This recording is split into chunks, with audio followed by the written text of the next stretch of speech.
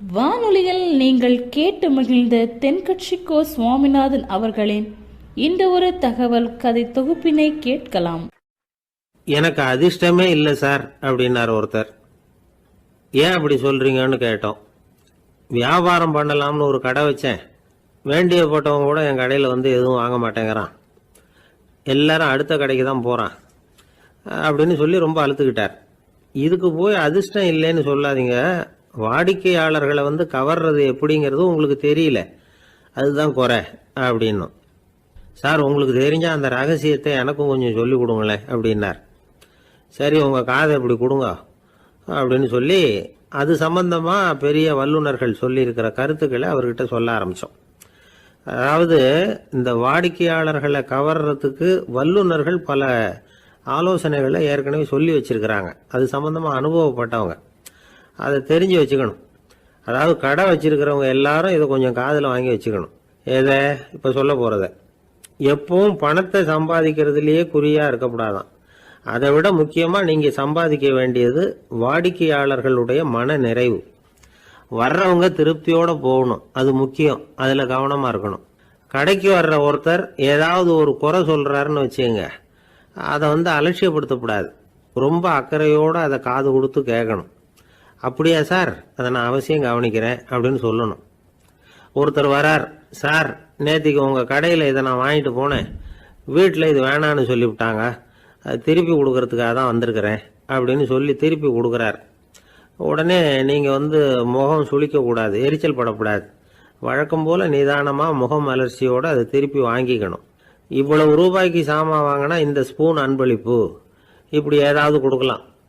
பண்டிகை காலங்கள்லேயும் பொருள்கள் வாங்குறவங்களுக்கு இப்படி ஏதாவது பொருத்தமாக ஒரு அன்பளிப்பு கொடுக்கலாம். நீங்கள் கொடுக்கறது ஒரு சர்வசாதாரணமான பொருளாக இருந்தால் கூட அது வாங்குற ஒரு மனசில் ஒரு மகிழ்ச்சியை ஏற்படுத்தும். எதுவும் உங்களால் கொடுக்க முடியலன்னா உங்கள் முகம் நிறைஞ்ச சிரிப்பையாவது கொடுங்க, அது போதும். உங்கள் கடையில் இல்லாத ஒரு பொருளை வாடிக்கையாளர் வந்து கேட்குறார், உடனே இல்லைன்னு முகத்தில் அடித்தது மாதிரி சொல்லிடக்கூடாது. கொஞ்சம் உட்காருங்க சார் அப்படின்னு சொல்லி உங்கள் பணியாளர் யாரையாவது அனுப்பி வெளியிலேருந்து வாங்கிட்டு வர சொல்லி அவர்கிட்ட கொடுக்கலாம். சில பேர் உங்கள் கடைக்கு வரும்பொழுது அவங்க வீட்டு குழந்தைகளையும் கூப்பிட்டுக்கிட்டு வர்றாங்கன்னு வைங்க. நீங்கள் என்ன செய்யணும்னா, அந்த குழந்தைகளை முதல்ல கவனிக்கணும். அது கன்னத்தை கிள்ளணும், அதுக்கிட்ட விளையாடணும், அதுக்கு ஏதாவது மிட்டாய் பிஸ்கட் எதையாவது கொடுத்து அது கவனத்தை கவரணும். அதுக்கப்புறம் பெரியவங்களை கவனிக்கலாம். உங்கள் கடையில் வேலை செய்கிற பணியாளர்கள் சுத்தமாக இருக்கணும். சிரித்த முகம், சுறுசுறுப்பு, இது ரெண்டும் அவங்களுக்கு தேவை. அழுது ஒடிஞ்சிக்கிட்டு இருக்கக்கூடாது. அப்புறம் இன்னொரு விஷயம், அதிகமாக பொருள் வாங்குற ஒருத்தர்கிட்ட அதிக மரியாதையாகவும் குறைச்சலாக பொருள் வாங்குறவர்கிட்ட வேற விதமாகவும் நடந்துக்கக்கூடாது. எல்லாருக்கிட்டையும் சமமாக நடந்துக்கணும். 5 ரூபாய்க்கு வாங்கினாலும் சரி, 500 ரூபாய்க்கு வாங்கினாலும் சரி, அவங்கக்கிட்ட நீங்கள் காட்டுற மரியாதையில் வித்தியாசம் இருக்கக்கூடாது. எல்லாத்துக்கும் மேலே உங்கள் கடையில் ஒரு பொருள் வாங்கினா அது உண்மையானதாக இருக்கும், தரமுள்ளதாக இருக்கும் அப்படிங்கிற நினைப்பு ஜனங்களுக்கு வரணும். அதனால் தரமான பொருளையே நீங்கள் வந்து உங்கள் கடையில் வச்சுருக்கணும். இது வரைக்கும் நான் சொன்னதையெல்லாம் கவனத்தில் வச்சுக்கிட்டு நீங்கள் கடையை ஆரம்பிச்சிங்கன்னா வியாபாரம் பிச்சுக்கிட்டு போகும். அப்படி போகலன்னா அதுக்கப்புறம் கேளுங்க. ஏன்னா இந்த யோசனைகள்லாம் அனுபவப்பட்டவங்க சொல்லியிருக்கிற யோசனைகள். இந்த யோசனைகளில் நீங்கள் எச்சரிக்கையாக இருக்க வேண்டிய ஒரு விஷயம் உண்டு. அது என்னங்கிறதையும் தெரிஞ்சு வச்சுக்கிறது நல்லது. என்னுடைய நண்பர் ஒருத்தர் வந்தார். சார், உங்கள் யோசனையை கேட்டதுனால நான் ஒரு அறை வாங்கினது தான் மிச்சம்னார். என்ன ஆச்சுன்னு கேட்டேன். எங்கள் கடைக்கு ஒரு பெரிய அம்மா குழந்தைய தூக்கிட்டு வந்தாங்க சார். உங்கள் யோசனைப்படி அந்த குழந்தையோட கன்னத்தை கிள்ளணும்னு முயற்சி பண்ணினேன். திடீர்னு அந்த நேரம் பார்த்து அந்த குழந்தை தலையை குனிஞ்சிக்கிட்டுது. என் கை வந்து குழந்தையோட கன்னத்துக்கு பதிலாக அது தூக்கிட்டு வந்தவங்க கன்னத்தை கிள்ளிவிட்டுது. அதுதான் அப்படி ஆயிட்டுது அப்படின்னார், கன்னத்தை தடவிக்கிட்டே. பக்தின்னு சொல்கிறோம் இல்லையா, அது வந்து 3 வகைப்படும் அப்படிங்கிறார் ஒரு பெரியவர். அது என்ன 3 வகைன்னா, தெய்வ பக்தி, அடியார்கள் பக்தி, குரு பக்தி. அடியார் பக்தியை விட, தெய்வ பக்தியை விட குரு பக்தி தான் ரொம்பவும் சிறந்ததுங்கிறார் அவர். தெய்வத்துக்கிட்ட செஞ்ச பாவம் குருநாதர்கிட்ட தீர்ந்துருமா, குருநாதர்கிட்ட செஞ்ச பாவம் தெய்வத்துக்கிட்ட போனாலும் தீராதான். இப்படி பெரியவங்களாம் சொல்லி வச்சிருக்கிறாங்க. ஒரு காடு, அங்கே அயோத தௌமியர் அப்படின்னு ஒரு தபோதனர். அவர் பல மாணவர்களை ஒன்றா சேர்த்து ஒரு குருகுலம் நடத்திக்கிட்டு இருக்கிறார். பல தரப்பட்டவங்க, பல திறப்பட்டவங்க மாணவர்கள் அதில் சேர்ந்து படிச்சுக்கிட்டு இருக்கிறாங்க. பாஞ்சால ராஜகுமாரன் ஒருத்தனும் அந்த குருகுலத்தில் சேர்ந்து படிச்சுக்கிட்டு இருக்கிறான். அவன் பேர் ஆருணி. பெரிய இடத்து புள்ள, இருந்தாலும் படுப்பில் ரொம்ப கெட்டிக்காரனாக இருந்தான். அவன் தான் அங்கே முதல் மாணவன். ஒரு நாள் குருநாதர் அந்த அரசகுமாரனை கூப்பிட்டார். நம்ம குருகுலத்துக்கு சொந்தமான வயலில் தண்ணீர் பெருகி வெள்ளம் வந்து பயிரை வந்து அழிக்குதான். அதனால் நீ போய் மடையை அடைச்சிட்டு வந்துடும் அப்படின்னார். அந்த அரசகுமாரன் உடனே புறப்பட்டான். குருநாதர் சொல்லிட்டார்ல, உடனே புறப்பட்டான். நான் பெரிய இடத்து பிள்ளையாச்சே, ராஜகுமாரனாச்சே, ரொம்ப செல்வாக்கூட வளர்ந்தவனாச்சே, நான் போய் வயலில் இறங்கி வேலை செய்கிறதா அப்படின்னுலாம் அவன் நினைக்கல. குருநாதர் கட்டளையை நிறைவேற்ற வேண்டியது நம்ம கடமை அப்படின்னு நினச்சான். உடனே ஒரு மண்வெட்டியை தூக்கி தோளில் வச்சுக்கிட்டு புறப்பட்டு போயிட்டான். வயலுக்கு போனான். பார்த்தான், தண்ணி கரையை உடச்சிக்கிட்டு வயலுக்குள்ளே ஏகமாக பாஞ்சிக்கிட்டு இருக்குது. இவன் மண்வெட்டியால் களிமண்ணை புல்லோடு சேர்த்து புல் பத்த மாதிரி வெட்டி வெட்டி போட்டான். இருந்தாலும் மடையை அடைக்க முடியல. தண்ணி அதை மீறி வந்துக்கிட்டே இருக்குது. தண்ணி வந்து வேகமாக வயலுக்குள்ளே போய்கிட்டே இருக்குது. போடுற பத்தையெல்லாம் கரைஞ்சி கரைஞ்சி போயிட்டுருக்கு. இருந்தாலும் இவன் தன்னுடைய முயற்சியை கைவிடலை. வெட்டி வெட்டி போட்டுக்கிட்டே இருக்கிறான். காலையில் அங்கே போனவன் சாயந்தரம் வரைக்கும் இப்படி செஞ்சுக்கிட்டு இருக்கிறான். உடம்பும் மனசும் ரொம்பவும் சோர்ந்து போச்சு. இருந்தாலும் குருநாதர் இட்ட கட்டளையை நிறைவேற்றாமல் இருக்கிறோமேங்கிற ஒரு குறை அவனுக்கு இருக்குது. குரு கட்டளையை நிறைவேற்றாத நான் வந்து இன்னமும் இருக்கணுமா அப்படின்னு யோசனை பண்ண ஆரம்பிச்சிட்டான். என்ன செய்யலாம்னு பார்த்தான். நம்ம குருநாதர் இட்ட பணிக்காக இந்த உடம்பையே தியாகம் பண்ணலாம் அப்படின்னு முடிவு பண்ணான். தண்ணி பாயுதில் அதுக்கு குறுக்க விழுந்து அப்படியே மடையை அடைச்சிக்கிட்டு அப்படியே படுத்துட்டான். இது மற்றவங்களுக்கு தெரியாது. அன்னைக்கு ராத்திரி ஒரு விளக்கு முன்னாடி உட்காந்து குருநாதர் பிள்ளைங்களுக்கு பாடம் சொல்லி கொடுத்துக்கிட்டு இருக்கிறார். வரிசையில் இருக்கக்கூடிய ராஜகுமாரனை காணலை. நம்ம ஆருணி எங்கே போனா அப்படின்னு சொல்லி மற்ற மாணவர்களை விசாரித்தார். இப்போ அவங்க சொன்னாங்க, சுவாமி அவன் காலையில் வயலுக்கு வந்து மடையை அடைக்கிறதுக்காக போனான், நீங்கள் தான் போக சொன்னீங்க, இன்னும் திரும்பி வரல அப்படின்னு அவர் பையன். குருநாதர் உடனே ஒரு தீவெட்டி எடுத்துக்கிட்டு மாணவர்களை அழைச்சிக்கிட்டு வயலுக்கு போனார். அங்கே போய் பார்த்தா ஆளை காணும். ஆருணி ஆருணின்னு சொல்லி சத்தம் போட்டு கூப்பிட்டு பார்க்குறார். நான் இங்கே இருக்கேன் குருநாதா அப்படின்னு காலுக்கு அடியிலேருந்து ஒரு சத்தம் வருது. குனிஞ்சு பார்த்தா அவன் மடையில் படுத்துருக்குறான். என்னப்பா இதுன்னார். காலையிலேருந்து இந்த மடையை அடைச்சி பார்த்தேன் சுவாமி, முடியல, அதனால் இப்படி குறுக்க படுத்துட்டேன். என்னை தாண்டறதுக்கு பயந்து போய் தண்ணியை தேங்கி நின்றுட்டுது அப்படின்னா. அவனுடைய குரு பக்தியையும் அவனை தாண்டறதுக்கு அஞ்சு நிற்கிற தண்ணி தேக்கத்தையும் பார்த்துட்டு எல்லாரும் ரொம்ப ஆச்சரியப்பட்டு போயிட்டாங்களாம். ஆருணி எழுந்திரிச்சு வா அப்படின்னு கூப்பிட்டாரான் குருநாதர். அவன் தண்ணீரை பொழந்துக்கிட்டு எழுந்திரிச்சு வந்தானான். அதனால் அவனுக்கு வந்து உத்தாலகன் அப்படின்னு ஒரு பேர். உத்தாலகன்னா தண்ணீரை பிளந்தவன் அர்த்தம். அந்த உத்தாலகன் மாதிரி இந்த காலத்து மாணவர்களுக்கும் குரு பக்தி வேணும் அப்படின்னு சொன்னோம் ஒரு பள்ளிக்கூடத்தில். உடனே நிறைய மாணவர்கள் எழுந்திரிச்சு நின்னாங்க. சார், நீங்கள் எங்களை வந்து இன்னமும் சரியாக புரிஞ்சுக்கலன்னு நினைக்கிறோம். அன்னைக்காவது ஒருத்தன் அப்படி இருந்தான், இன்னைக்கு ஏகப்பட்ட உத்தாலகர்கள் இருக்கிறோம். எங்கள் வாத்தியார் கட்டளை இட்டா இப்போவே அது மாதிரி வயலுக்கு போய் மடையில் குறுக்கப்படுத்துக்கிறதுக்கு இந்த வகுப்பில் உள்ள அத்தனை பேரும் தயாராக இருக்கிறோம் அப்படின்னாங்க. அப்படியா அப்படின்னு சொல்லி கேட்டோம் ரொம்ப சந்தோஷமாக. ஒருத்தன் ரொம்ப அடக்கமாக எழுந்திரிச்சான். அப்புறம் சொன்னான், ஆமாம் சார், வகுப்பில் வந்து இவர் நடத்துகிற பாடத்தை கேட்டுக்கிட்டு இருக்கிறத விட பேசாமல் போய் மடையில் படுத்துடுறது ஒன்றும் கஷ்டமான காரியமாக இருக்காது, அதனால தான் எல்லாரும் அங்கே போகிறேன்னு சொல்கிறோம் அப்படிங்கிறான். ஒரு ஊரில் ஒரு மன்னர் இருந்தார். புத்தி கூர்மை உள்ள ஒரு மன்னர். பொதுவாக மன்னர்களுக்கு சந்தேகம் வந்தால் சபையில் உள்ள சான்றோர்கள்கிட்ட கேட்டு தெரிஞ்சுக்கிறது தானே வழக்கம். ஆனால் இங்கே அப்படி இல்லை. மற்றவங்களுக்கு சந்தேகம் வந்தால் மன்னர்கிட்ட வந்து கேட்டு தெரிஞ்சுக்குவாங்க. அது மாதிரி கேட்டு தெரிஞ்சுக்கிறதுக்காக ஒரு பெரியவர் ஒரு நாள் வந்தார். அவர் கையில் 3 பொம்மைகள் வச்சுருந்தார். 3 ஒரே மாதிரி பொம்மைகள், கொஞ்சம் கூட வித்தியாசம் தெரியல. ஏது இந்த பொம்மைன்னு கேட்டார் மன்னர். எனக்கு வேண்டியப்பட்ட ஒருத்தங்கிட்ட இருந்து இதை வாங்கிட்டு வந்திருக்கிறேன், நான் தான் அவன்கிட்ட இந்த பொம்மையை செஞ்சு கொடுக்கும்படியா கேட்டுக்கிட்டேன். அவன் ரொம்ப புத்திசாலி, அவன் தான் இதை செஞ்சு கொடுத்தான், ஆனால் அதில் ஒரு சிக்கல் அப்படின்னார். என்ன பிரச்சனைன்னு கேட்டிருக்காரு இவர். நான் அவன்கிட்ட கேட்டது 3 விதமான பொம்மைகளாக இருக்கணும்னு கேட்டேன். அவன் என்னடான்னா 3 ஒரே மாதிரியாக செஞ்சு கொடுத்துட்டான் அப்படின்னார். அவங்ககிட்டயே கேட்கறது தானே அப்படின்ட்டுருக்காரு இவர். கேட்டேன், அவன் என்ன சொல்கிறான்னா இது 3 ஒரே மாதிரி பொம்மை கிடையாது, 3 விதம், ஒன்றுக்கு ஒன்று வித்தியாசம் இருக்குது. இந்த 3 பொம்மையும் 3 விதமான நண்பர்களுக்கு உதாரணங்கள் அப்படின்னு சொல்கிறான். எனக்கு ஒன்றும் புரியல, அதுதான் உங்ககிட்ட வந்தேன் அப்படின்னார். சரி, அந்த பொம்மைகளை இப்படி கொடுங்க அப்படின்னு வாங்கினார் மன்னர். எடுத்துக்கிட்டு உள்ளே போனார். கொஞ்ச நேரம் கழித்து வெளியில் வந்தார். அதுக்கப்புறம் சொன்னார், இதை பாருப்பா, அவன் சொன்னது சரிதான், மூணும் மூணு விதம் தான். இது இருக்குதே முதல் பொம்மை, இது உத்தமமான நண்பனுக்கு உதாரணம். இந்த ரெண்டாவது பொம்மை இது மத்தியமமான நண்பனுக்கு உதாரணம். அந்த மூணாவது பொம்மை இருக்குதே அது மோசமான நண்பனுக்கு உதாரணம்.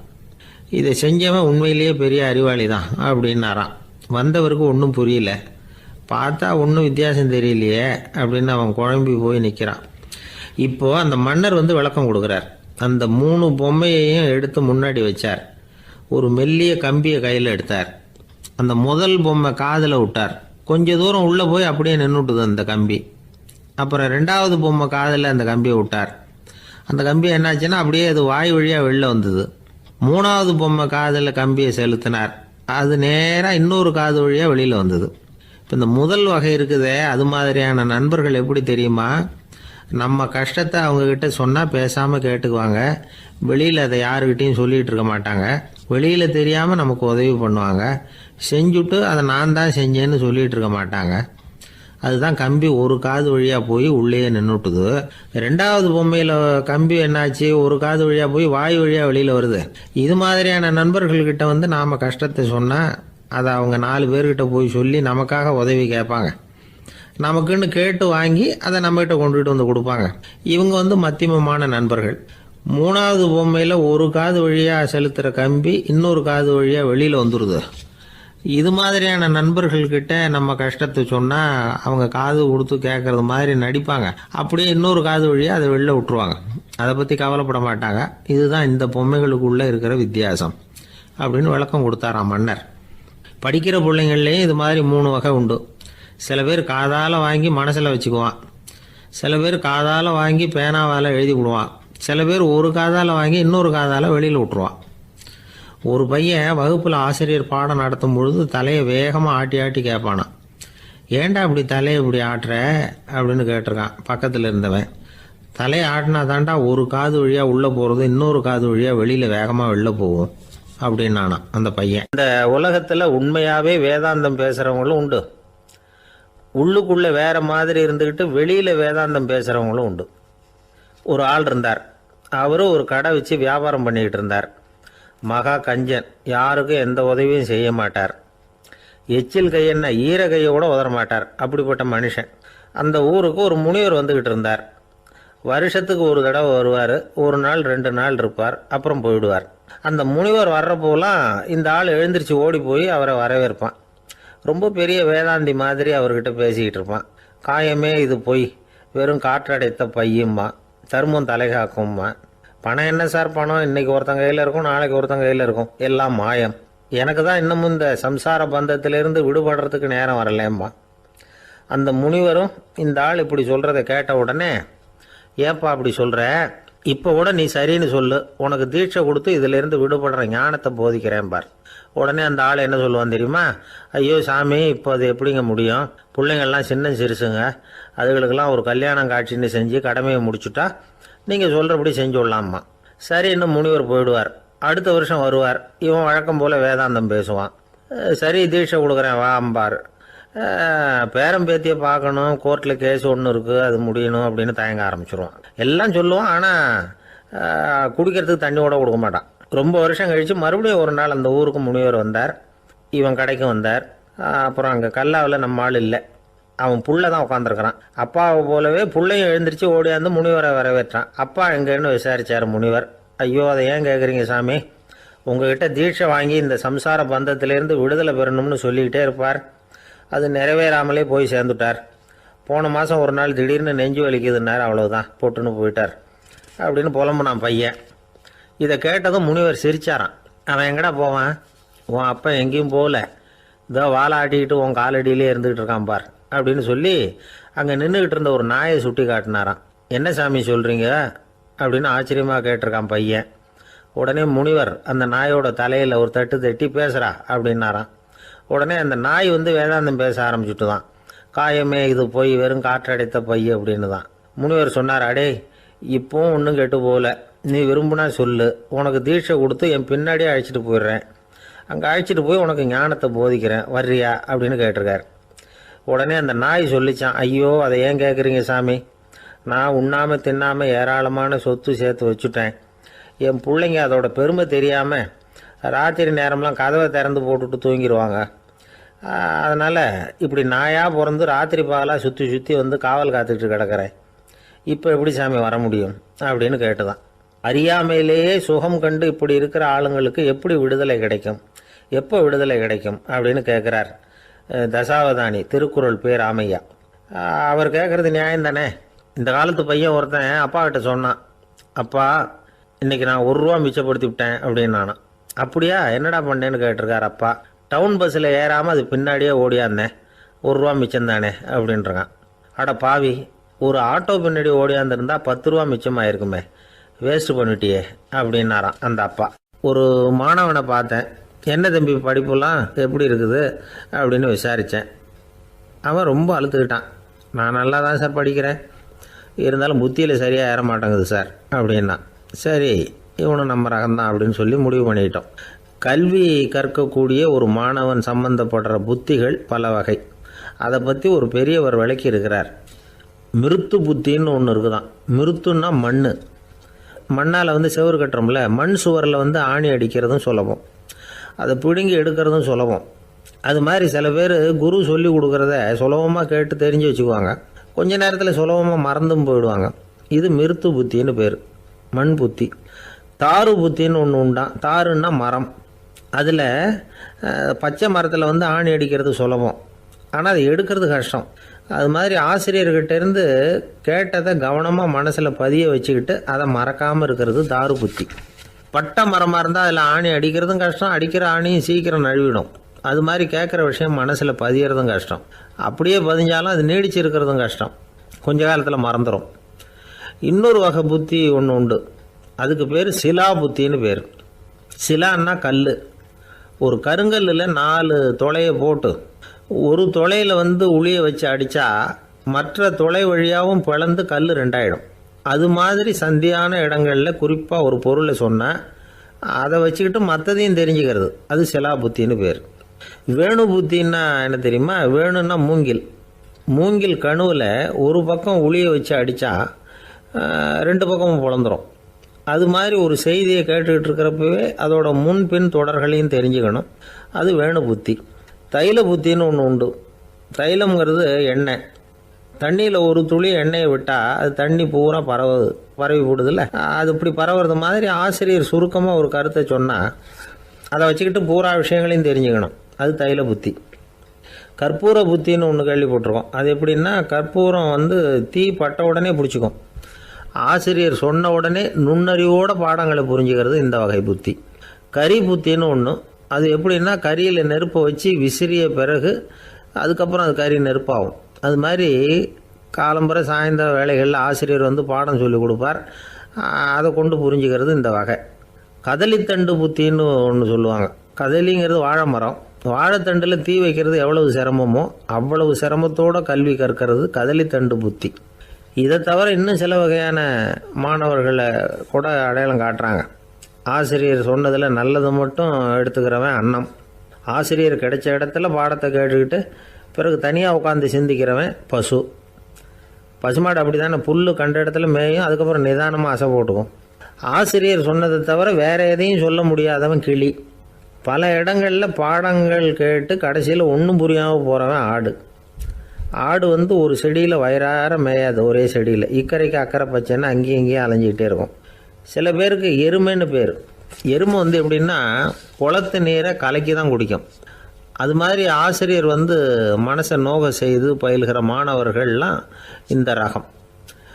இவ்வளவுலாம் இருந்தாலும் இந்த காலத்து மாணவர்கள்லாம் ஒரு தனி ரகம். ஒரு ஆசிரியர் வகுப்பில் பாடம் நடத்திக்கிட்டு இருந்தார். இலக்கண வகுப்பு. இறந்த காலம், நிகழ்காலம், எதிர்காலம், past tense, present tense, future tense, இதை பற்றிலாம் பாடம் நடத்துகிறார். எல்லாம் சொல்லி கொடுத்துட்டு இப்போ நான் ஒரு வாக்கியம் சொல்லுவேன், அது என்ன காலம் அப்படிங்கிறத நீங்கள் சொல்லணும்னார் ஆசிரியர். சரி, நாங்கள் மாணவர்கள்லாம், நான் நாளைக்கும் பாடம் நடத்த போகிறேன், இது என்ன காலம் அப்படின்னு கேட்டார் ஆசிரியர். அதாவது நான் நாளைக்கும் பாடம் நடத்த போகிறேன், இந்த வாக்கியம் வந்து என்ன காலம்னு கேட்டார். ஒரு பையன் மெதுவாக எழுந்திரிச்சு சொன்னான், இது எங்கே போதாத காலம் சார் அப்படின்னு சொல்லிவிட்டு உட்காந்துட்டான். சாலை ஓரமாக அழுதுகிட்டு உட்காந்துருந்தான். பிச்சை எடுத்து சாப்பிட்ற ஒருத்தன் அந்த பக்கமாக வந்தான். இவனை பார்த்தான். ஏன் அழுதுகிட்டு உட்காந்துருக்குற, என்னாச்சு உனக்கு அப்படின்னு கேட்டான். அதுக்கு இவன் சொன்னான், என்கிட்ட ஒன்றுமே இல்லை, நான் இந்த உலகத்தில் இருந்து என்ன பிரயோஜனம், அதனால தான் அழுதுகிட்டு இருக்கிறேன் அப்படின்னா. உன்கிட்ட மறைஞ்சிருக்கிற புதையல் என் கண்ணுக்கு நல்லா தெரியுது, அது உனக்கு புரியல, அதனால தான் அழுதுகிட்டு இருக்கிற அப்படின்னா. என்னது புதையல் இருக்குதா, உன் கண்ணுக்கு தெரியுதா அப்படின்னு கேட்டான். ஆமாம், எனக்கு தெரியுது, அந்த புதையலை நீ விற்கிறதுக்கு தயாராக இருக்கிறியா அப்படின்னு கேட்டான் இவன். இதை கேட்டதும் அந்த இளைஞனுக்கு ரொம்ப ஆச்சரியமாக போச்சு. என்னது இப்படி கேட்குறானே அப்படின்னு. என்கிட்ட ஒரு காசு கூட இல்லையே, அப்படி இருக்கிறப்போ புதையல் எங்கேருந்து வந்தது அப்படின்னா. இந்த நேரத்தில் அந்த பிச்சைக்காரன் சிரித்தான். இப்படி தான் இந்த உலகத்தில் எல்லோரும் சொல்லிகிட்டு இருக்கிறாங்க, என்கிட்ட ஒன்றுமே இல்லை ஒன்றுமே இல்லைன்னு சொல்லி. ஆனால் அவங்கக்கிட்ட தான் புதையல் இருக்குது, நீ வேணும்னா என் கூட வா, நம்ம நாட்டு அரசர்கிட்ட போவோம், உங்ககிட்ட இருக்கிற புதையலை அவர் நல்ல விலைக்கு எடுத்துக்குவார் அப்படின்னா. அது எப்படி உனக்கு தெரியும்னா, இதுக்கு முன்னாடியும் இது மாதிரி பல பேரை நான் ராஜா கிட்ட அழைச்சிட்டு போயிருக்கிறேன், அதனால தான் உன்னை பார்த்தேன், உன்னையும் கூப்பிட்றேன், நீ சரின்னு சொன்னால் உன்னை அழைச்சிட்டு போகிறேன், உங்ககிட்ட இருக்கிற புதையலை அவர் நல்ல விலை கொடுத்து எடுத்துக்குவார் அப்படின்னு சொன்னான். இவன் இப்படி சொல்கிறதும் அந்த இளைஞனுக்கு ஒன்றுமே புரியல. இது என்னது இந்த ஆள் இப்படி சொல்லிக்கிட்டு இருக்கிறான், நம்மக்கிட்ட என்ன இருக்குது, அதுவும் இல்லாமல் இவனே பிச்சை எடுத்து சாப்பிட்டுக்கிட்டு இருக்கிறான், இவன் போய் நம்மளை ராஜா கிட்ட அழைச்சிட்டு போகிறதா போகிறேங்கிறானே என்ன அப்படின்னு சொல்லி அவன் யோசனை பண்ணான். என்ன யோசிக்கிற, உனக்கு பணம் வேணும்னா என்னோட வா அப்படின்னா. இளைஞன் ஒரு முடிவுக்கு வந்தான். சரி, இங்கேயே உட்காந்துக்கிட்டு இருக்கிறத விட அங்கேயாவது போய் பார்ப்போமே, இங்கே அழுதுட்டு உட்காந்துருக்கிறதுல என்ன பிரயோஜனம், ஏதோ கூப்பிட்றான் போய் பார்த்துட்டு வருவோமே அப்படின்னு சொல்லி அவன் கூட புறப்பட்டான். பிச்சைக்காரன் முன்னாடி போயிட்டே இருக்கிறான், இந்த இளைஞன் பின்னாடி நடந்து போயிட்டுருக்கான். ரெண்டு பேரும் அரண்மனையை நோக்கி போகிறாங்க. பாதி வழி போயிருப்பாங்க. வழியில் அந்த பிச்சைக்காரன் சொன்னான், இதை பாரு, முன்னாடியே சில விஷயங்களை நாம் பேசிக்க வேண்டியிருக்கு, சரியாக தெளிவாக முடிவு எடுத்துக்கிட்டு அதுக்கப்புறம் ராஜாக்கிட்ட போகணும். ஏன்னா அங்கே போய் அது முடியாது இது முடியாதுன்னு நாம் நமக்குள்ளே சண்டை போட்டுக்கிட்டு இருக்க முடியாது. ராஜாவுக்கு விலையை பற்றி கவலையே இல்லை, எவ்வளவு சொன்னாலும் நமக்கு பணம் கிடச்சிரும். ஆனால் அதுக்கப்புறம் நான் இதை விற்கிறதுக்கு தயாராக இல்லைன்னு சொல்லிடக்கூடாது. அதனால் புதையலை விற்கிறதா இல்லையாங்கிறத இங்கேயே தெளிவாக முடிவு செஞ்சுக்கணும், இல்லைன்னா ராஜா கிட்ட போய் அங்கே போய் குழப்பிக்கிட்டு இருக்க முடியாது அப்படின்னு சொன்னான். இளைஞனுக்கு ஒன்றுமே புரியல. என்ன சொல்கிற நீ, என்கிட்டயா புதையலா, எங்கே இருக்குது அப்படின்னு சொல்லி குழம்பி போனான். இப்போ அந்த பிச்சைக்காரன் சொன்னான், இதை பாரு, இப்போ உதாரணத்துக்கு உன்னுடைய கண்களை எடுத்துக்கோ, அதுக்கு நீ என்ன விலை கேட்டுற போகிற, நான் அதுக்கு ராஜா கிட்டே இருந்து ஒரு 50,000 ரூபா வாங்கி தர முடியும். உன்னுடைய இருதயத்தை கொடுக்குறியா, 20 லட்சம் ரூபா வாங்கி தரேன். மூளையை கொடுக்குறியா, 30 லட்சம் வாங்கி தரேன். என்ன சொல்கிற அப்படின்னு சொல்லி இந்த பிச்சைக்காரன் பேசிக்கிட்டே போகிறான். இளைஞனுக்கு கோபம் வந்துட்டுது. என்ன உளர்ற, உனக்கு என்ன பைத்தியமா, கண்ணையும் மூளையையும் இருதயத்தையுமா விற்பாங்க, என்ன விலை கொடுத்தாலும் அதையெல்லாம் நான் விற்கிறதுக்கு தயாராக இல்லை, நான் விற்க மாட்டேன், அதை கொடுத்துட்டு நான் என்ன பண்ணுறது, இப்படி நான் மட்டும் இல்லை யாருமே இதை விற்கிறதுக்கு தயாராக இருக்க மாட்டாங்க அப்படின்னு சொன்னான் அந்த இளைஞன். இவன் இப்படி சொன்னதும் அந்த பிச்சைக்காரன் வாய் விட்டு சிரிக்க ஆரம்பிச்சுட்டான். இப்போ பைத்தியமானது நானா நீயா, லட்சக்கணக்கான கோடிக்கணக்கான ரூபாய் பொறுமானம் உள்ள பொருள்களை உங்ககிட்டயே வச்சுக்கிட்டு விற்க முடியாதுன்னு சொல்கிற நீ தான் ஏழை, என்கிட்ட ஒன்றுமே இல்லைன்னு மரத்தடியில் உட்காந்து அழுதுகிட்டு இருக்கிறியே அப்படின்னு சொன்னான். இன்றைக்கி பார்த்திங்கன்னா பல பேர் தன்கிட்ட புதைஞ்சிருக்கிற ஆற்றலை புரிஞ்சிக்க முடியாமல் அவதிப்பட்டுக்கிட்டு இருக்கிறாங்க. நம்மக்கிட்ட என்ன இருக்குங்கிறது அவங்களுக்கு தெரியறதில்ல, அதனால தான் என்கிட்ட ஒன்றுமே இல்லைன்னு சொல்லி அழுதுகிட்டு இருக்கிறாங்க. இதை விளங்க வைக்கிறதுக்கு பெரியவங்க சொல்கிற கதை இது. நம்மக்கிட்ட இருக்கிற புதையலை நாம் தான் தோண்டி எடுக்கணும். உண்மையான புதையலுங்கிறது உள்ளே இருக்குது, ஆனால் அதை வெளியில் தேடுற ஆசாமிகள் தான் அதிகம். சராசரி மனித இயல்பு அப்படி. நம்மக்கிட்ட விலை மதிக்க முடியாத பகுத்தறிவு இருக்குது, அதை வச்சுக்கிட்டு வாழ்க்கையில் முன்னேறத்துக்கு முயற்சி பண்ணணும். என்கிட்ட ஒன்றுமே இல்லைன்னு நினச்சி ஓரமாக உட்காந்துடக்கூடாது. முயற்சி செஞ்சால் முடியாத காரியம் எதுவுமே இல்லை. ஒரு ரயில்வே ஸ்டேஷன் பக்கம் வெளியில் ஒரு டாக்ஸி நின்றுக்கிட்டு இருந்தது. அந்த பக்கமாக வந்த ஒருத்தர் டாக்ஸி டிரைவரை பார்த்து சொன்னார், ஐயா, உங்கள் வண்டியில் பின் சீட்டில் ஒரு மணி பர்ஸு கிடக்கு, யாரோ மறந்து விட்டுட்டு போயிருக்கிறாங்க, அப்படின்னாரு. இல்லை இல்லை, அது காலி பர்ஸு தான், நான் தான் அதை அங்கே போட்டு வச்சுருக்கிறேன்னார் டிரைவர். ஏன்னு கேட்டார் அவர். இதுக்கு டிரைவர் சொன்னார், அதை பார்க்குற யாராவது அதை எடுத்துக்கலாம்ங்கிற ஆசையிலையாவது சவாரிக்கு வருவாங்க, அதுக்காக தான் போட்டு வச்சுருக்கிறேன் அப்படின்னார். ஒரு தடவை நாரதர் ஒரு தெரு வழியாக போய்கிட்டு இருந்தார். வழியில் ஒருத்தர் வேத சாஸ்திரம்லாம் படிச்சுக்கிட்டு உட்காந்துருந்தார். அவர் நாரதரை பார்த்து எங்கே போயிட்டுருக்குறீங்கன்னு கேட்டார். கடவுளை பார்த்துட்டு வரலாம்னு போயிட்டுருக்கிறேன் அப்படின்னார் நாரதர். அப்படின்னா அவர்கிட்ட எனக்கு எப்போ முக்தி கிடைக்கும்னு கேட்டுட்டு வாங்களேன் அப்படின்னார் இவர். சரி, கேட்டு வரேன் அப்படின்னு சொல்லிவிட்டு நாரதர் நடந்தார். கொஞ்சம் தூரத்தில் ஒரு மரத்தடியில் ஒரு தொழிலாளி செருப்பு தைச்சிக்கிட்டு உட்காந்துருந்தார். அந்த ஆளும் அதே மாதிரி கேட்டுக்கிட்டார். எனக்கு எப்போ முக்தி கிடைக்கும்னு கடவுள்கிட்ட கேட்டுக்கிட்டு வாங்களேன்னார். அவர்கிட்டையும் சரின்னு சொல்லிவிட்டு நாரதர் நேராக வைகுண்டத்துக்கு வந்து சேர்ந்தார். கடவுளை பார்த்தார். இவங்க 2 பேரும் சொல்லி அனுப்பின விஷயத்தை பற்றி கேட்டார். அதுக்கு கடவுள் சொன்னார், அந்த செருப்பு தைக்கிற தொழிலாளி உடல் நீத்ததும் உடனே என்னை வந்து அடைவான். ஆனால் அந்த சாஸ்திரம் படித்த ஆள் இப்போதைக்கு என்கிட்ட வந்து சேர மாட்டான். அவன் இன்னமும் பல பிறவிகள் எடுத்து அங்கேயே இருக்க வேண்டியிருக்குது. எப்போ இங்கே வந்து சேருவான்னு எனக்கே தெரியாது அப்படின்னார். நாரதருக்கு இதோட ரகசியம் என்னங்கிறது புரியல. எனக்கு ஒன்றும் புரியலையேன்னாரான் கடவுள்கிட்ட. சீக்கிரம் புரிஞ்சுக்குவேன், நீ திரும்பி போகிறப்போ நான் இங்கே வைகுண்டத்தில் என்ன செஞ்சுக்கிட்டு இருக்கேன்னு கேட்டால், ஒரு ஊசியின் துவாரத்தில் ஒரு யானையை கோத்துக்கிட்டு இருக்கிறேன்னு அவங்கக்கிட்ட சொல்லு அப்படின்னார் கடவுள் சிரிச்சுக்கிட்டே. நாரதர் பூமிக்கு திரும்பினார். கடவுளை பார்த்தீங்களா, எப்படி இருக்கார் அப்படின்னு விசாரித்தார் வேத சாஸ்திரம் படித்தவர். ஓ பகவானா, அவர் யானையை ஊசியின் காதில் நுழைச்சிக்கிட்டு இருக்கிறார் பார்த்தேன்னார் நாரதர். ஊசி காதில் யானையா, அது எப்படி முடியும்? நீங்கள் சொல்கிறத நான் நம்ப மாட்டேன்னு விட்டார் அவர்.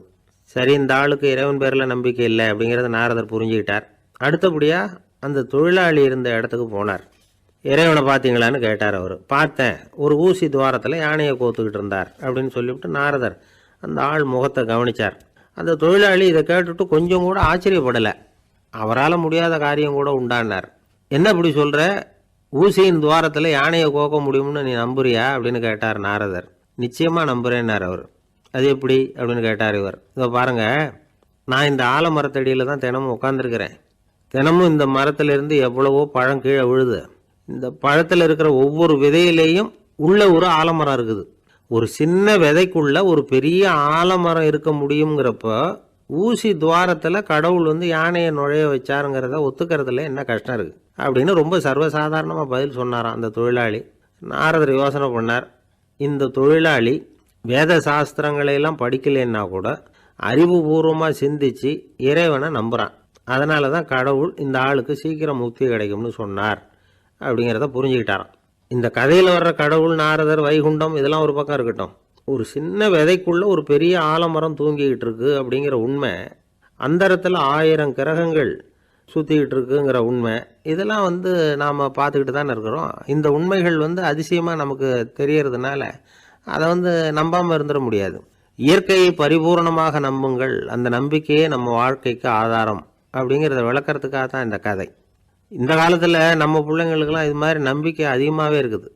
ஒரு நாள் ஒரு சின்ன பையன்கிட்ட கேட்டேன், ஏன்பா கடவுள் ஒரு பானைக்குள்ளே ஒரு யானையை நுழைய வச்சுட்டாருன்னு சொன்னால் அதை நீ நம்புவியா அப்படின்னு கேட்டோம். நம்புவேன் சார், அது ஒன்றும் பெரிய அதிசயம் இல்லைன்னா. எப்படிறான்னு கேட்டோம். எப்படின்னா அந்த பானை அந்த யானையை விட பெருசாக இருந்திருக்கும், அவ்வளவுதான் அப்படின்னு சொல்கிறான். ஒருத்தர் சிகரெட்டும் கையுமா வந்தார். சார், இந்த புகைப்பிடிக்கிற பழக்கத்தை நிறுத்தி போடணும்னு தான் பார்க்குறேன், முடியலன்னார். புகைப்பிடிக்கிறத நிறுத்துறது ரொம்ப சுலபம் சார் அப்படின்னார் இன்னொருத்தர். எப்படி சொல்கிறீங்கன்னு கேட்டார் அவர். நான் கூட ஏற்கனவே 10 தடவை அந்த பழக்கத்தை நிறுத்தி இருக்கிறேன் சார் அப்படின்னார் இவர். இதிலேருந்து என்ன தெரியுது? புகைப்பழக்கத்தை திடீர்னு விட்டு விடுறதுங்கிறது ரொம்ப கஷ்டம்னு தெரியுது. இருந்தாலும் இது சம்பந்தமான ஆராய்ச்சி, அனுபவம், இது ரெண்டையும் அடிப்படையாக வச்சு சில வழிமுறைகளை சொல்கிறாங்க. அதாவது புகைப்பிடிக்கிறத நிறுத்துறதுக்கு 10 வழிகள் உண்டு அப்படின்னு சொல்கிறாங்க. அது என்னங்கிறது தெரிஞ்சுக்கிட்டா உபயோகப்படுதான்னு பார்க்கலாமே. முதல் கருத்து என்னன்னா, கொஞ்ச நாளைக்கு புகைப்பிடிக்கிற நண்பர்களை விட்டு விலகி இருக்கணும். இதனால் புகைப்பிடிக்கிற ஆசை குறையும். அந்த பழக்கத்தை மறுபடியும் ஆரம்பிக்கப்படாதுங்கிற எண்ணம் உறுதிப்படும். 2வது கருத்து, புகைப்பிடிக்கிறதை எதிர்த்து தீவிரமாக பிரச்சாரம் செய்ய ஆரம்பிச்சிடணும். அது அடுத்தவங்களுக்கும் உபயோகப்படும், உங்களுக்கும் உபயோகப்படும். உங்கள் உள்ளுணர்வை அது தூண்டும், உங்களை உறுதி கொள்ள வைக்கும். 3வது கருத்து என்னென்னா, தினமும் 2 தடவை குளிக்கணும். எப்படி தெரியுமா? முதல்ல வெது வெதுப்பான தண்ணீர், அப்புறம் குளிர்ந்த தண்ணீர், இப்படி மாறி மாறி குளிக்கணுமா. 4வது கருத்து, உடற்பயிற்சிகள் செய்யணும். மூச்சு வாங்குற மாதிரியான பயிற்சிகள் ரொம்ப நல்லதான். பிராணாயாமம் அப்படிங்கிற மூச்சு பயிற்சி ரொம்ப நல்லதுங்கிறாங்க. அப்புறம் 5வது கருத்து, சாப்பாடு மிதமாக இருக்கணும், சீராக இருக்கணும். பச்சை காய்கறிகள், பழங்கள் சாப்பாட்டில் சேர்த்துக்கலாம். அடிக்கடி கொஞ்சம் கொஞ்சமாக சாப்பிட்டு ரத்தத்தில் சர்க்கரையின் அளவை பராமரிக்கணும். இது நரம்புகளை அமைதிப்படுத்தும். 6வது கருத்து என்னென்னா, ரொம்ப நேரம் பசியோடு இருக்கக்கூடாது.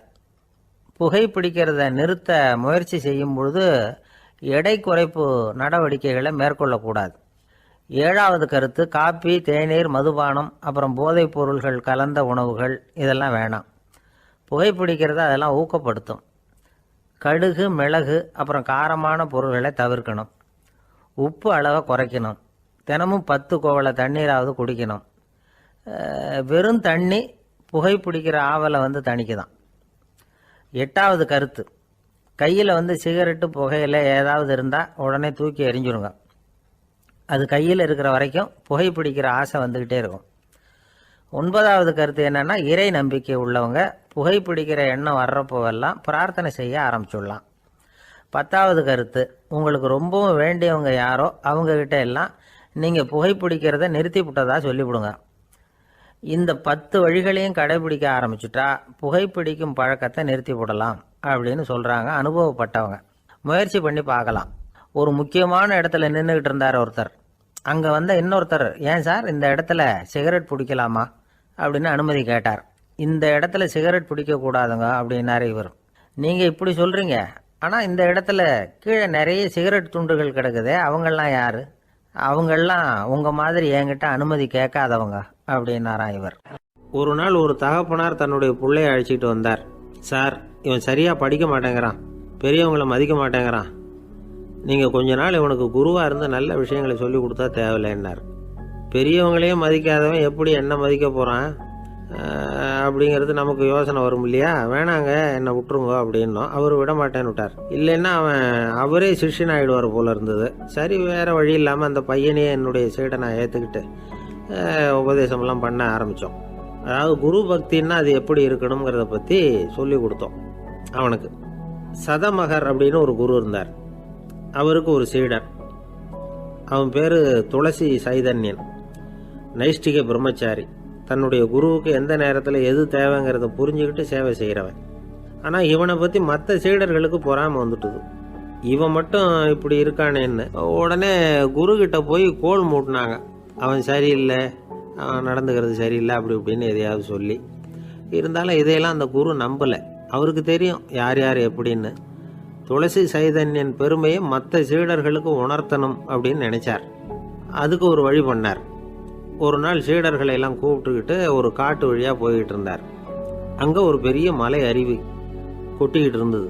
குரு சீடர்கள் பக்கம் திரும்பினார். இந்த மலையின் மேலே இருந்து அந்த படுபாதாளத்தில் குதிக்கிறதுக்கு உங்களில் யார் தயார் அப்படின்னு கேட்டார். ஒரு சீடனும் ஆய திறக்கலை, ஒதுங்கி நின்றுக்கிட்டாங்க. பின்னாடி மூட்டை முடிச்சோடு வந்துக்கிட்டு இருந்தான் துளசி சைதன்யன். அவனை பார்த்தார். தப்பாருப்பா, நீ மேலே இருந்து அந்த அருவியில் குதி அப்படின்னார். அப்படியே செய்கிறேன் சுவாமின்னா ஓடி போய் பொத்துன்னு குதிச்சுட்டான். அடுத்த கணமே குருநாதர் தன்னுடைய யோக சக்தியால் பறந்து போய் அவன் கீழே விழுந்துடாமல் தாங்கி பிடிச்சி கொண்டுகிட்டு வந்துட்டார். மற்ற சீடர்களுக்கெல்லாம் ஒரு மாதிரி ஆயிட்டுது. அடுத்தபடியாக என்ன பண்ணலாம்னு யோசிச்சாங்க இவனை மாட்டி விடுறதுக்கு. ஒரு நாள் வெத்தலை அடிக்கிற ஒரு சின்ன உரலையும் உலக்கையையும் எடுத்து ஒளிய வச்சுட்டாங்க. சதமகர் சன்னியாசி இல்லை, அவர் வெத்தலை போடுவார். பல்லு சரியில்லை, அதனால் இடித்து தான் வெத்தலையை போடணும். திடீர்னு வெத்தலை பாக்கு கேட்டார். வழக்கமாக உரலில் இடித்து தர்றது தான் துளசியின் பழக்கம். உரலை தேடினா கிடைக்கல, என்ன பண்ணுறது? குரு கேட்டுவிட்டாரே, குரு சேவை தானே முக்கியம். என்ன பண்ணால் வெத்தலை பாக்க தன்னுடைய வாயில் போட்டு முன்னும் அதை எடுத்து அவர்கிட்ட கொடுத்துட்டான். குரு எதையோ படிச்சுக்கிட்டே அதை வாங்கி வாயில் போட்டுக்கிட்டார். துளசி இன்னைக்கு தாம்பூலம் நல்லா இடிக்கப்பட்டிருக்கு, ருசியாக வேற இருக்குது, அதை இடித்த பாத்திரத்தை என் கண்ணால் பார்க்கணும்னு ஆசையாக இருக்குன்னு விட்டார். அதை மட்டும் அனுப்பி போய் நீ வர வேண்டான்னு வேற சொல்லிவிட்டார். இதை கேட்டதும் துளசி தவிச்சு போயிட்டான். இவன் போகாமல் எப்படி வாயை மட்டும் அனுப்பி வைக்க முடியும்? இவன் தவிக்கிறத பார்த்ததும் மற்ற சீடர்களுக்கெல்லாம் மனசுக்குள்ளே ரொம்ப சந்தோஷம். துளசி கொஞ்சமும் யோசிக்கலை. வாழை எடுத்தான், தன்னுடைய தலையவே அப்படியே அறுத்து வெட்டி எடுத்தான். இன்னொரு சீடங்கிட்ட கொடுத்துட்டான், எடுத்துகிட்டு போன்னு சொல்லி. கொண்டுட்டு போய் குரு முன்னாடி வைக்கிறாங்க. அந்த தலையில் வாய் திறந்திருக்கு, வெத்தலை போட்டு முன்னு இருந்தது, தெரிஞ்சு போச்சு, சிவப்பாக இருந்தது. அவனுடைய குரு பக்தியை இப்போ எல்லாரும் ஒத்துக்கிட்டாங்க. அதுக்கப்புறம் குரு சதமகர் தன்னுடைய அற்புத திறமையினால் அந்த தலையை மறுபடியும் ஒட்ட வச்சுட்டார். துளசிக்கு உயிர் வந்துட்டுது. இப்படி ஒரு பெரிய கதை உண்டு. அதாவது துளசி சைதன்யன் அவனுடைய குரு பக்தி எப்படி அப்படின்னு கேட்டோம். ரொம்ப அபாரம் அப்படின்னு அந்த பையன் அடக்கமாக, சும்மா விளையாட்டுக்காக தான் அப்படி அவங்ககிட்ட கேட்டோம். ஏன்பா உன்னுடைய குரு பக்தியை என்கிட்ட காட்டுறதுக்கு உன்னோட கழுத்தை நீயே அறுக்கணும்னு நான் சொன்னேன், அதை நீ செய்வியா அப்படின்னு கேட்டோம். என்னுடைய கழுத்தை நானே அறுக்க வேண்டிய அவசியம் இல்லை சார் அப்படின்னா அவன். ஏண்டான்னு, அதே காரியத்தை தான் இனிமேல் நீங்கள் தினமும் செய்ய போகிறீங்களே சார் அப்படிங்கிறான். ஒரு ஊரில் ஒரு சித்தர் இருந்தார், சூஃபி சித்தர். அவர் ஞானம் பெற்ற ஒரு சித்தர். ஒரு நாள் அந்த நாட்டு மன்னன் அவரை பார்க்கறதுக்காக வந்தான். என்ன வேணும் உனக்குன்னு கேட்டார். நான் கடவுளை பார்க்கணும், அதுக்கு நீங்கள் தான் உதவி பண்ணணும் அப்படின்னா அவன். சித்தர் கொஞ்சம் யோசனை பண்ணார். சரி, போயிட்டு நாளைக்கு வாடினார். அதே மாதிரி மன்னன் போயிட்டு அடுத்த நாள் வந்தான். இங்கே நீ என்னோட ஒரு வாரம் தங்கியிருக்க வேண்டியிருக்கும்னார். சரின்னா ஒரு பிச்சை பாத்திரத்தை தூக்கி கையில் கொடுத்தார். அவனுக்கு ஒன்றும் புரியல, இருந்தாலும் வாங்கிட்டான். வாங்கிட்டு இதை என்ன செய்யணும் அப்படின்னு கேட்டான். இதை ஒன்றும் செய்ய வேணாம், இதை எடுத்துக்கிட்டு பக்கத்தில் உள்ள கிராமங்களுக்கு போ, வீடு வீடாக பிச்சை எடுத்துக்கிட்டு வா. அப்படி வந்த பிறகு தான் உனக்கு சாப்பாடும் ஓய்வும் கிடைக்கும். ஒரு வாரம் அப்படி செய், அதுக்கப்புறம் 8வது நாள் நாம் கடவுளை பற்றி யோசிக்கலாம் அப்படின்னார். இப்படி இவர் சொன்னதை கேட்டதும் அந்த அரசனுக்கு அதிர்ச்சி ஆயிட்டுது. ஒரு மாதிரி ஆயிட்டான். தன்னுடைய சொந்த நாட்டில் சொந்த குடிமக்கள்கிட்ட போய் பிச்சை எடுக்கிறதா அப்படின்னு யோசனை பண்ணி பார்த்தான். அதுக்கப்புறம் மெதுவாக அவன் அந்த சித்தரை பார்த்தான். ஐயா, சொந்த நாட்டிலேயே பிச்சை எடுக்கிறதுன்னா எனக்கு ஒரு மாதிரியாக இருக்குது, வெக்கமாக இருக்குது. நான் வேணும்னா வெளி தேசத்தில் எங்கேயாவது போய் பிச்சை எடுக்கவா அப்படின்னு கேட்டான். இதுக்கு அந்த சித்தர் ஒரு சம்மதிக்கலை. இதை பாரு, உன்னால் பிச்சை எடுக்க முடியலன்னா பேசாமல் திரும்பி அரண்மனைக்கே போயிடு. அதுக்கப்புறம் கடவுளை பற்றியெல்லாம் பேசுகிறதுக்கு என்னை தேடிட்டு வரக்கூடாது அப்படின்னு விட்டார். மன்னன் தயங்கினான். இருந்தாலும் மனசை சரி பண்ணிட்டு சம்மதிச்சான். சரிங்க, ஒரு வாரம் இங்கே தங்குறேன், நீங்கள் சொல்கிறது மாதிரி பக்கத்து கிராமங்களுக்கு போகிறேன், வீடு வீடாக பிச்சை எடுக்கிறேன், வர்றேன் அப்படின்னா. ஒரு வாரம் தெரு தெருவாக பிச்சை பாத்திரத்தோடு அலைஞ்சான். சொந்த ஊரில் சொந்த குடிமக்கள்கிட்ட பிச்சை எடுத்தான். 7 நாள் முடிஞ்சுது. 8வது நாள் அந்த சித்தர் மன்னனை கூப்பிட்டார். இப்படி வாழ்னார். வந்தான். இனிமே நீ கடவுளை பற்றி என்கிட்ட கேட்கலாம்னார். இனிமே கேட்கறதுக்கு ஒன்றுமே இல்லை சுவாமின்னா இவன். ஒரு வார காலம் பிச்சை எடுத்த பிறகு தான் கடவுளை காண முடியும் அப்படின்னு நான் கனவு கூட காணவில்லைன்னா. அப்படின்னா நீ பிச்சை எடுத்த காலத்தில் அப்படி என்னதான் நடந்தது அப்படின்னு கேட்டார் அவர். சுவாமி, ஒரு வார காலம் பிச்சை எடுத்ததில் என்னுடைய ஆணவம் அழிஞ்சுட்டுது. அது இப்போ இருக்கிற இடமே தெரியல. இப்போ அதை காணவே காணோம். பிச்சைக்காரனாக இருந்தப்போ பெற்றதை மன்னனாக இருக்கும்போது பெற முடியாதுங்கிறத புரிஞ்சுக்கிட்டேன் அப்படின்னா மன்னன். அடக்கம் பிறந்தவுடன் தெய்வீக கதவுகள் திறந்து கொள்ளுகின்றன அப்படிங்கிறார் ஓஷோ. நம்மால் ஒருத்தன் ஆணவம் அழியணுங்கிறதுக்காக ஒரு திருவோட்டை எடுத்துக்கிட்டு தெரு தெருவாக பிச்சை எடுக்க ஆரம்பித்தான். என்ன, தெய்வீக கதவுகள் திறந்துதா அப்படின்னு கேட்டார் ஒருத்தர். தெய்வீக கதவு திறக்கிறதுக்கு முன்னாடியே எங்கள் வீட்டு கதவு சாத்திக்கிட்டுதுன்னா. என்னடா சொல்கிறேன்னார். இனிமேல் வீட்டுக்குள்ளேயே வர வேணாம், இதையே தொழிலாக வச்சுக்கோ அப்படின்னு எங்கள் வீட்டில் சொல்லிவிட்டாங்க சார் அப்படின்னா. ஒரு ஆஃபீஸில் வேலை பார்க்குற ஒருத்தர் ஏதோ தப்பு பண்ணிவிட்டார். உடனே மேலதிகாரி அவரை கூப்பிட்டு அனுப்புனார். நீ செஞ்சது தப்புன்னார் கோபமாக. இது ஒரு ரகம். சில அதிகாரிகள் இப்படி நீங்கள் செஞ்சது தப்புன்னு சொல்கிறதில்ல, நீங்கள் செஞ்சது சரி அப்படின்னு சொல்கிறதில்ல. எப்படி சொல்லுவாங்கன்னா, நீங்கள் செஞ்சது சரியில்லைன்னு நான் நினைக்கிறேன் அப்படின்னு சொல்லுவாங்களாம். அதாவது சில பேர் நீங்கள் செஞ்சது தப்புங்கிறாங்க, அதையே மாற்றி சொல்கிறாரு இவர், நீங்கள் செஞ்சது சரியில்லைன்னு நினைக்கிறேன். இது ரெண்டும் அர்த்தம் ஒன்று தான், இருந்தாலும் வார்த்தைகள் வித்தியாசம்.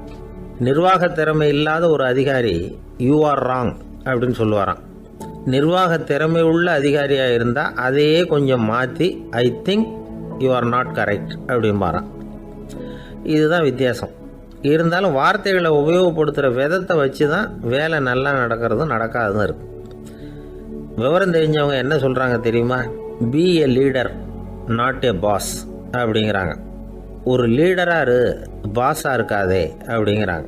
சரி, அப்படின்னா லீடருக்கும் பாஸுக்கும் வித்தியாசம் உண்டா அப்படின்னு கேட்டால் இருக்குன்னு சொல்கிறாங்க.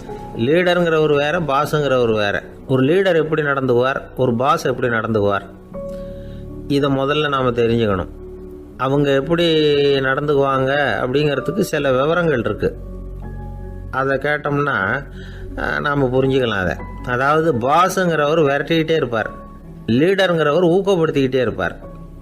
நாளைக்கு சாயந்தரத்துக்குள்ளே அந்த வேலையை செஞ்சு முடிக்கலைன்னா தொலைச்சி விடுவோம் தொலைச்சி அப்படிம்பார் அவர். இவர் எப்படி சொல்லுவார்னா, இது வரைக்கும் நீங்கள் செஞ்சுருக்கிற வேலை ரொம்ப அற்புதம் அப்படிம்பார். பாஸுங்கிறவர் அதிகாரத்தை நம்பி செயல்படுறவர், லீடருங்கிறவர் நல்லெண்ணத்தை நம்பி செயல்படுறவர். நம்மக்கிட்ட அதிகாரம் இருக்குது, பவர் இருக்குது, அதனால் காரியத்தை சாதிச்சுடலாம் அப்படின்னு நினைக்கிறவர் அவர்.